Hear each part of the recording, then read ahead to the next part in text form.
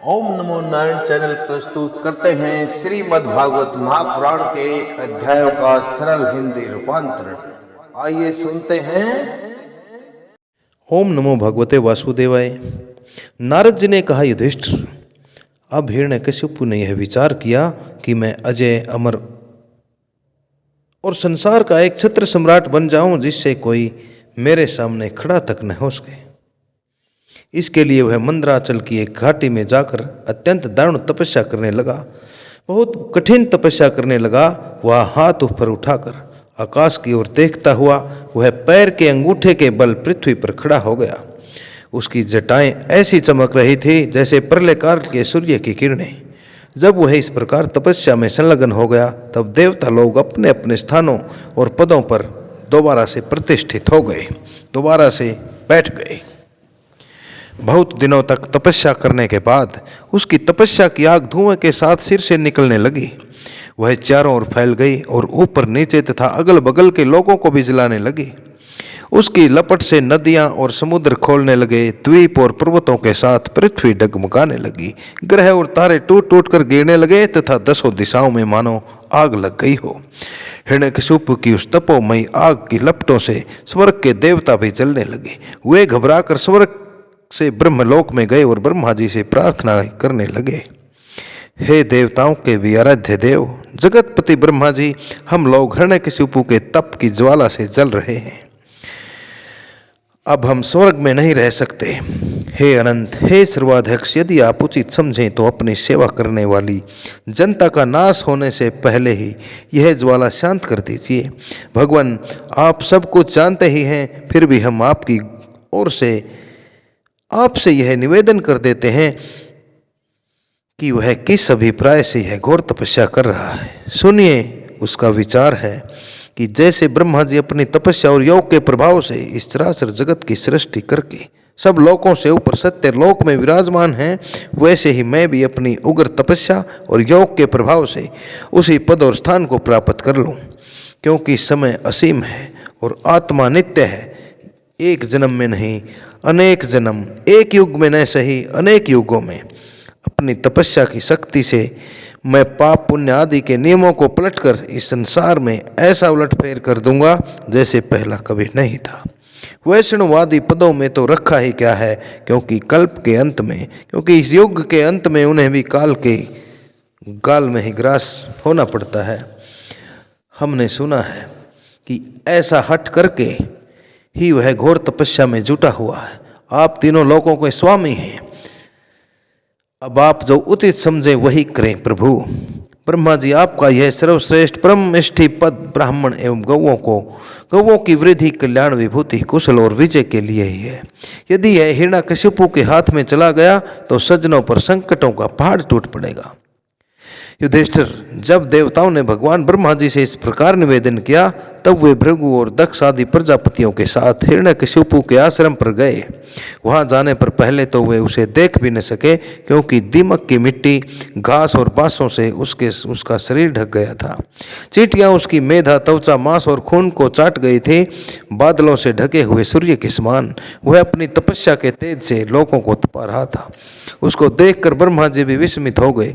उन्होंने हंसते हुए कहा, ब्रह्मा जी ने कहा, बेटा हिरण्यकशिपु, उठो उठो, तुम्हारा कल्याण हो। कश्यप नंदन, अब तुम्हारी तपस्या सिद्ध हो गई। मैं तुम्हें वर देने के लिए आया हूँ। तुम्हारी जो भी इच्छा हो बेखटके मांग लो। मैंने तुम्हारे हृदय का अद्भुत बल देखा है। अरे डांसों ने तुम्हारी देह को उखाड़ लिया है, फिर भी तुम्हारे प्राण हड्डियों के सहारे टिके हुए हैं। ऐसी कठिन तपस्या न तो पहले किसी ऋषि ने की थी और न ही आगे कोई करेगा। भला ऐसा कौन है जो देवताओं के 100 वर्ष तक बिना पानी के जीता रहे।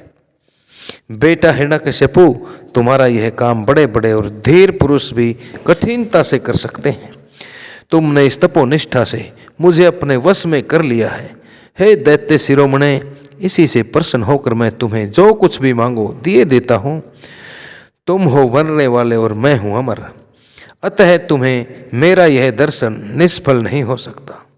नारद जी आगे कहते हैं, युधिष्ठिर, इतना कहकर ब्रह्मा जी ने उसके चींटियों से खाए हुए शरीर पर अपने कमंडलों का दिव्य एवं अमोघ प्रभावशाली जल छिड़क दिया।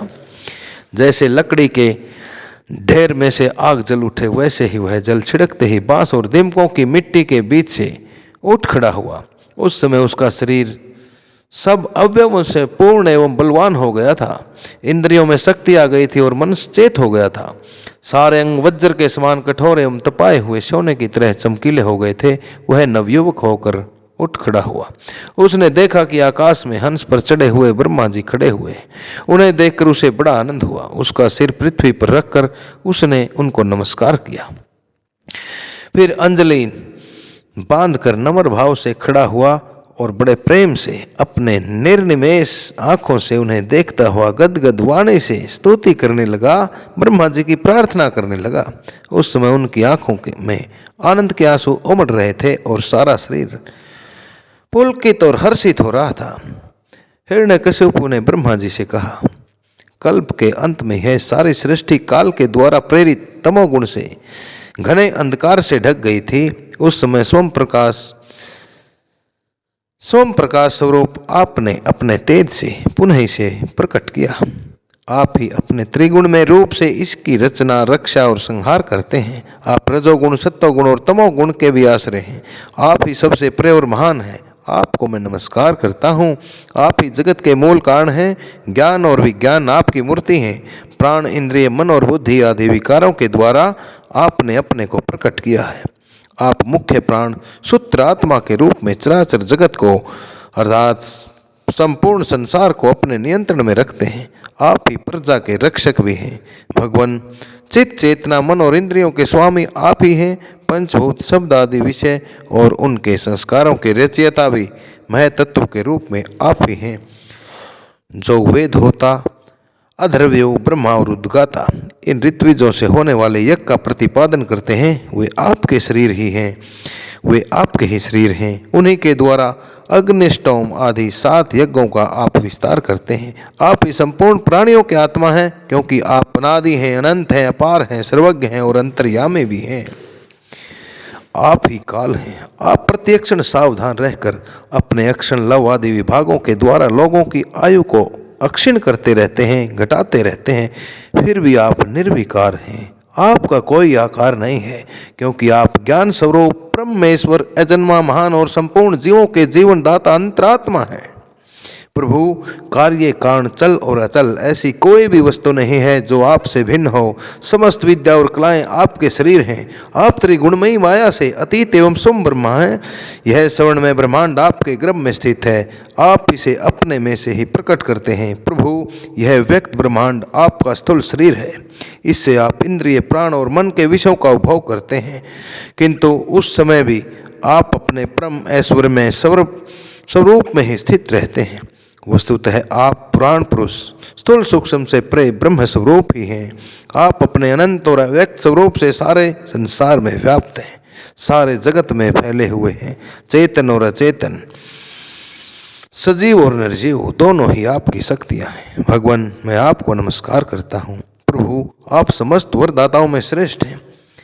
यदि आप मुझे अभीष्ट वर देना ही चाहते हैं तो ऐसा वर दीजिए कि आपके बनाए हुए किसी भी प्राणी से, चाहे वह मनुष्य हो या पशु, प्राणी हो या प्राणी, देवता हो या राक्षस, नाग आदि किसी से भी मेरी मृत्यु न हो। भीतर भी बाहर भी, दिन में भी रात्रि में भी, आपके बनाए प्राणियों के अतिरिक्त और भी किसी जीव से, अस्त्र से, शस्त्र से, पृथ्वी और आकाश में कहीं भी मेरी मृत्यु न हो। युद्ध में कोई मेरा सामना न कर सके। मैं समस्त प्राणियों का एक छत्र सम्राट हो जाऊं। इंद्र आदि समस्त लोकपालों में जैसी आपकी महिमा है, वैसी ही मेरी भी हो। तपस्वियों और योगियों को जो अक्षय ऐश्वर्य प्राप्त है, वही मुझे भी दीजिए। हे प्रभु, आपको नमन है। इस प्रकार श्रीमद्भागवत महापुराण के सप्तस्कंद का यह 3वां अध्याय आप सभी श्रोताओं द्वारा सर्वित किया गया। हिरण्यकशिपु के अत्याचार और फिर प्रहलाद जी के वर्णों का वर्णन। हिरण्यकशिपु का वरदान पाने के बाद किस प्रकार हिरण्यकशिपु ने आगे अत्याचार किए और प्रहलाद के गुणों का वर्णन हम अगले 4th अध्याय में जानेंगे। इन्हीं शब्दों के साथ नरेंद्र कौशिक का आप सभी को ओम नमो भगवते वासुदेवाय। ओम नमो भगवते वासुदेवाय। तथा मेरी सभी श्रोताओं से विनम्र प्रार्थना कि श्रीमद्भागवत महापुराण के इन पुण्यमयी अध्यायों का संस्कृत से हिंदू में उच्चारण करके आप तक ओम नमो नारायण चैनल द्वारा प्रस्तुत किया जा रहा है। आप सभी श्रोताओं से विनम्र प्रार्थना है कि ओम नमो नारायण चैनल को सब्सक्राइब करें तथा इन पुण्यमयी कथाओं को आगे से आगे शेयर करके पुण्य के भागी बने। इन्हीं शब्दों के साथ आप सभी को पुनः ओम नमो भगवते वासुदेवाय, ओम नमो भगवते वासुदेवाय, ओम नमो भगवते वासुदेवाय।